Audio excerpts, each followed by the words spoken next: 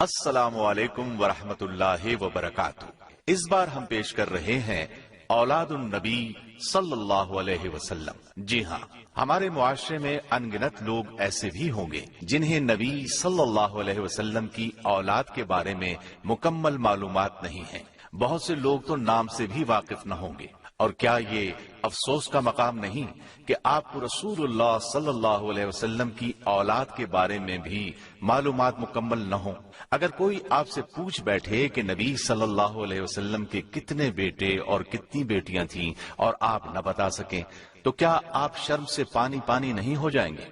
اس سے یہ کہیں بہتر ہے کہ آپ کو اولاد النبی صلی اللہ علیہ وسلم کے بارے میں سیر حاصل معلومات ہوں، تاکہ ایسا وقت آنے پر آپ مکمل اعتماد کے ساتھ مخاطب کو جواب دے سکیں۔ تو آئیے سنتے ہیں اولاد النبی صلی اللہ علیہ وسلم۔ رسول اللہ صلی اللہ علیہ وسلم کی اولاد کی تعداد میں اختلاف پایا جاتا ہے۔ متفقون علیہ روایت کا خلاصہ یہ ہے کہ آپ کی اولاد کی تعداد 6 ہے۔ قاسم، ابراہیم، زینب، رقیہ، ام کلثوم اور فاطمہ رضی اللہ عنہم۔ لیکن معروف سیرت نگار ابن اسحاق نے 2 اور صاحبزادوں کا بھی نام لیا ہے، طاہر اور طیب۔ ایک قول یہ ہے کہ اعلان نبوت کے بعد آپ کے ہاں عبداللہ پیدا ہوئے، انہیں طیب و طاہر کا نام دیا گیا۔ لیکن ایک قول یہ ہے کہ طیب و طاہر عبداللہ کے علاوہ تھے۔ بعض سیرت نگاروں نے مطیب اور مطہر نامی 2 بیٹوں کا بھی ذکر کیا ہے۔ بہرحال اس بارے میں تمام اقوال کو جمع کرنے سے یہ معلوم ہوتا ہے کہ آپ کی اولاد کی تعداد 11 ہے، جن میں سے 7 صاحبزادے تھے اور 4 صاحبزادیاں تھیں۔ صاحبزادیوں کی تعداد میں کسی قسم کا اختلاف نہیں ہے۔ تمام صاحبزادیوں نے اسلام کا زمانہ پایا اور ہجرت سے بھی مشرف ہوئیں۔ البتہ صاحبزادوں کی تعداد میں اختلاف پایا جاتا ہے۔ مجموعی تعداد 7 تک پہنچتی ہے، جن میں سے قاسم اور ابراہیم پر تمام راویوں کا اتفاق پایا جاتا ہے۔ ہم صرف انہی کے حالات بیان کرتے ہیں۔ رسول اللہ صلی اللہ علیہ وسلم کے سب سے بڑے بیٹے قاسم تھے، لہٰذا ہم انہی کے حال، احوال اور واقعات سے ابتدا کرتے ہیں۔ اعلان نبوت سے پہلے نبی اکرم صلی اللہ علیہ وسلم نے سیدہ خدیجہ الکبریٰ رضی اللہ عنہا سے نکاح فرمایا۔ ان کے بطن سے سب سے پہلے آپ کے ہاں قاسم پیدا ہوئے، جو نبوت سے 11 برس پہلے پیدا ہوئے۔ انہی کے نام کی مناسبت سے آپ کی کنیت ابو القاسم تھی۔ آپ اس کنیت کو بہت پسند فرماتے تھے۔ صحابہ کرام رضی اللہ عنہم بھی عموماً آپ کو ابو القاسم ہی کہتے۔ ایک دن نبی صلی اللہ علیہ وسلم بازار سے گزر رہے تھے کہ پیچھے سے کسی نے یا ابو القاسم کہہ کر آواز دی۔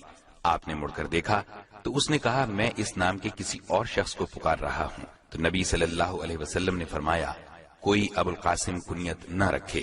قاسم کے متعلق کہا جاتا ہے کہ یہ 2 سال زندہ رہے۔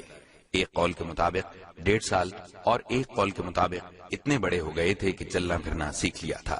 جس طرح یہ آپ کے ہاں سب سے پہلے پیدا ہوئے، اسی طرح سب سے پہلے انتقال بھی انہی کا ہوا، یعنی اعلان نبوت سے 9 سال قبل وفات پائی۔ سیدہ خدیجہ رضی اللہ عنہا کے علاوہ صرف ماریہ قبطیہ رضی اللہ عنہا کے ہاں ایک بیٹا ابراہیم پیدا ہوا۔ ان کے علاوہ کسی اور زوجہ محترمہ کے ہاں آپ کی اولاد نہیں ہوئی۔ رسول اللہ صلی اللہ علیہ وسلم کے دوسرے لخت جگر ابراہیم رضی اللہ عنہ تھے، جو جمادی الاولیٰ 9 ہجری کو پیدا ہوئے۔ ان کی والدہ ماریہ قبطیہ رضی اللہ عنہا ہیں، جنہیں اسکندریہ کے بادشاہ مقوقس نے رسول اللہ صلی اللہ علیہ وسلم کی خدمت کے لیے بطور تحفہ خاص بھیجا تھا۔ ولادت کی اطلاع آپ کے آزاد کردہ غلام ابو رافع نے دی، جسے آپ نے خوشی میں ایک غلام عطا کیا۔ 7ویں دن عقیقہ ہوا۔ آپ نے سر کے بالوں کے برابر چاندی خیرات کی اور بچے کا نام اپنے جد اعلیٰ کے نام پر ابراہیم رکھا۔ دودھ پلانے کے لیے تمام انصار نے خواہش ظاہر کی، لیکن آپ نے ام سیف کے حوالے کیا اور اس کے معاوضے میں کھجور کے چند درخت دیے۔ ام سیف مدینے سے کچھ فاصلے پر رہتی تھیں۔ رسول اللہ صلی اللہ علیہ وسلم فرط محبت سے وہاں جاتے، ابراہیم کو گود میں لیتے، چومتے اور پیار کرتے۔ ام سیف کے خاوند لوہار تھے، اس لیے گھر دھوئیں سے بھرا رہتا تھا، لیکن آپ باوجود نظافت طبع گوارا فرماتے۔ ابراہیم نے ام سیف ہی کے گھر 29 شوال 10 ہجری کو 17 یا 18 ماہ کی عمر میں انتقال کیا۔ انا للہ و انا الیہ راجعون۔ نبی کریم صلی اللہ علیہ وسلم کو ابراہیم کے بیمار ہونے کی خبر ہوئی تو آپ عبد الرحمن بن عوف کے ساتھ تشریف لائے۔ نزع کی حالت تھی، گود میں اٹھا لیا، آنکھوں سے آنسو جاری ہو گئے۔ عبد الرحمن بن عوف نے کہا، یا رسول اللہ صلی اللہ علیہ وسلم، آپ کی یہ حالت؟ آپ نے فرمایا، یہ رحمت ہے۔ رسول اللہ صلی اللہ علیہ وسلم کو اپنے لخت جگر ابراہیم کی وفات کا بہت صدمہ پہنچا۔ اس موقع پر آپ نے بھیگی آنکھوں کے ساتھ فرمایا، آنکھوں میں آنسو ہیں اور دل میں غم ہے، اس کے باوجود ہم زبان سے وہی کلمات ادا کریں گے جن سے ہمارا رب راضی ہو۔ نیز آپ نے فرمایا، بے شک ابراہیم کے لیے جنت میں 2 دودھ پلانے والیاں ہیں جو اس کی رضاعت مکمل کریں گی۔ اہل عرب کا خیال تھا کہ جب کوئی بڑا شخص مر جاتا ہے تو سورج اور چاند میں گہن لگ جاتا ہے۔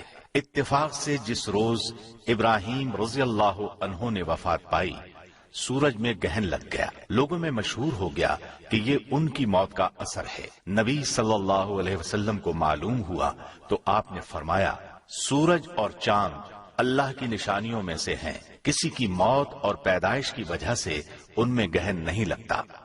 رسول اللہ صلی اللہ علیہ وسلم نے اپنے لخت جگر ابراہیم کی خود نماز جنازہ پڑھائی اور عثمان بن مظعون رضی اللہ عنہ کی قبر کے متصل دفن کیا۔ قبر میں فضل بن عباس اور اسامہ رضی اللہ عنہما نے اتارا۔ آپ قبر کے کنارے پر کھڑے تھے۔